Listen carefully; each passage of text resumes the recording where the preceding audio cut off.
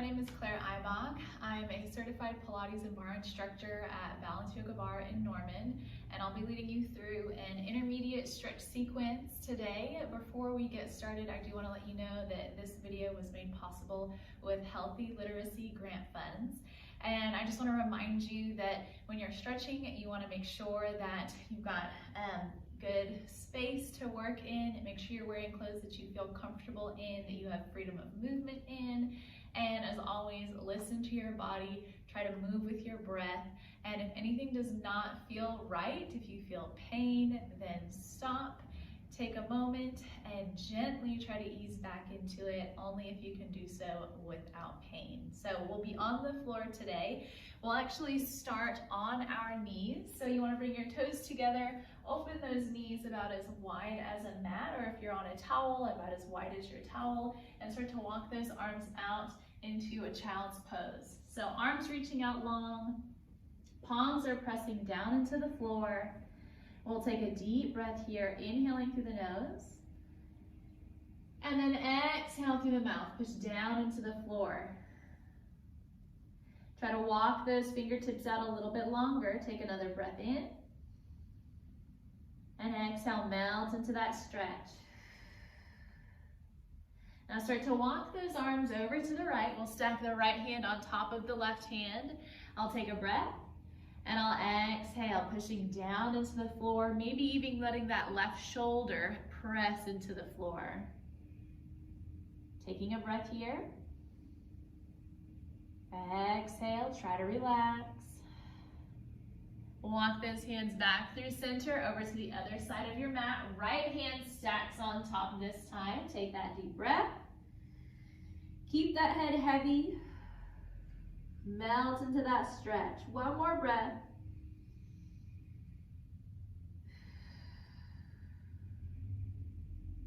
Walk those hands back to center. Seeing if you can walk those arms even longer here. Deep breath. And exhale. This time as we breathe out, we'll start to slide ourselves up to the hands and knees. Go ahead and walk those knees in so they're stacked up right under your hips. So my legs aren't all the way together, but they're also not out really wide. They're right under my bones. Hands are right under my shoulders. Fingertips are spread wide, and we'll take a cat and cow. Breathing in, we pull that heart forward. Exhale, we drop the tail and head, and we curve our back up into the ceiling. Now feel free to take this slower. If you feel I'm moving quicker than is comfortable for you, you can always slow this down. If you want to try and move with your breath, gradually increasing your range of motion. Come back to a neutral flat spine, and then start to wag your tail side to side. So you're just swinging those hips right to left, and as you do that, you'll feel a stretch in that side body. You can think about the ribs pushing out side to side. And feel free to find other little movements here. If you find a certain position where you feel a nice stretch, by all means, hang out there. We'll just take one more breath here, and we'll all meet back up in that tabletop. Let's pull those shoulders away from the ears, take a micro bend in those elbows, and then tuck those toes under, root down into the floor, and send those hips up to down dog. Give that head a little shake, nod up and down. Now if you've got tight hamstrings, you can always do that down dog with a bend in those knees. There's no need to lock those legs. And I always like to tread my knees when I come into down dog for the first time. So I just alternate bending one leg, straightening the other, slowly switching side to side, walking out that dog. We'll take one more breath here. Exhale, trying to reach that chest a little bit closer to those thighs. Now go ahead and lift both heels as you breathe in. Exhale, reach both heels down. Let's do that one more time. Inhale, both heels lift. And exhale, both heels lower. Start to take those knees back down to the floor, back into that tabletop position.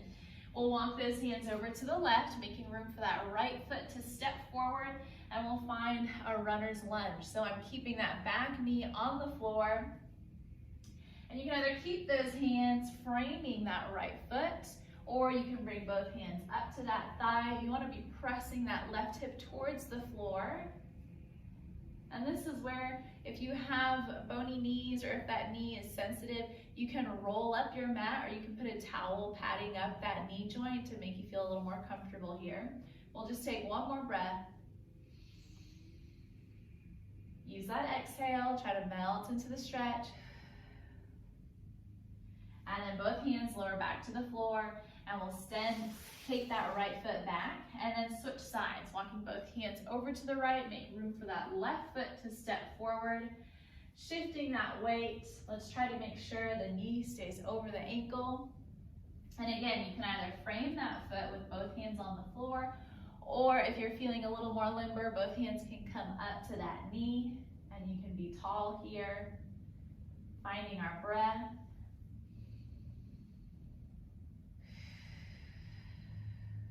Now, whenever we're stretching, we want to make sure that we're not bouncing into the stretch. It's okay to find a little bit of movement, but you want it to be controlled.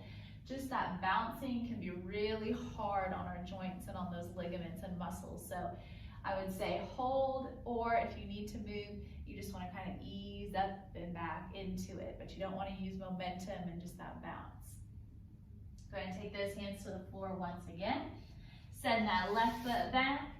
Making your way to that tabletop again, knees under those hips, hands under those shoulders, tuck those toes under, root into the floor, and take that back up to that down dog, shaking that head side to side, nodding up and down, and again, feel free to walk that dog if that feels good.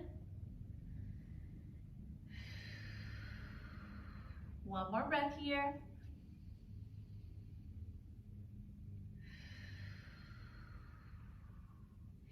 Slowly start to take those knees all the way down to the floor.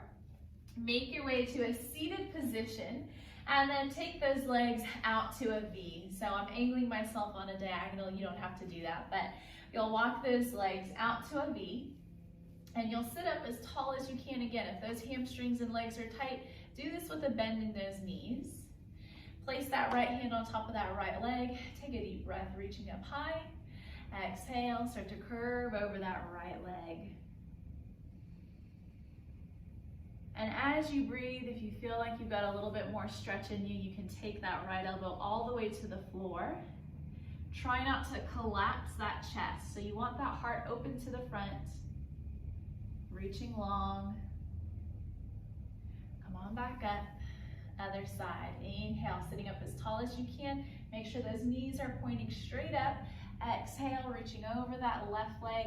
Try to keep both sides of those hips on the floor. So you don't want one hip lifting off of the floor. You want to keep those sits bones rooted into the floor, reaching as long as you can, keeping that heart open.